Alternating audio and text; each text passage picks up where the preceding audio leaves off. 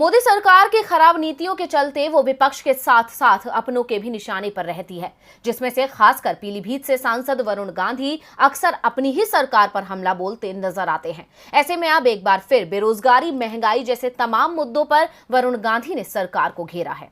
उत्तर प्रदेश के पीलीभीत से सांसद वरुण गांधी अब अपनी ही सरकार के खिलाफ हल्ला बोलते नजर आते हैं।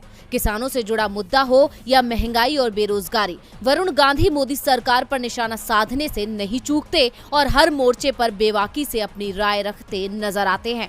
अपनी ही सरकार के प्रति ऐसे तेवर को देखकर कई बार उनके पार्टी छोड़ने के भी कयास लगाए गए हैं। हालांकि उन्होंने ऐसे कयासों को सिरे से खारिज कर दिया है और वरुण गांधी के इन तेवरों के चलते वो भी आलाकमान के निशाने पर रहते हैं, लेकिन बावजूद इसके वो अपनी राय रखने से पीछे नहीं हटते। ऐसे में अब एक बार फिर वरुण गांधी ने मोदी सरकार को आड़े हाथों लिया और रोजगार और सरकार से रिक्त पदों पर भर्ती न होने को लेकर उस पर निशाना साधा। साथ ही किसानों और गरीबों के हितों की बात की। बीजेपी सांसद ने कहा कि पूरे देश में रोजगार और किसानों का मुद्दा एक सबसे बड़ा प्रश्न है। हमारे देश में 1,60,00,000 रोजगार घोषित हैं। ये सरकार के माध्यम से जानकारी है, अभी पद खाली है। मतलब सरकार ने कहा कि नौकरी है, लेकिन नौकरी ही नहीं दी गई है। इसमें बड़ी बात है कि सरकार जब नौकरी स्थापित करती है तो उस नौकरी के साथ साथ आर्थिक प्रबंध भी होता है। खाली हवा में ये सब काम नहीं होते।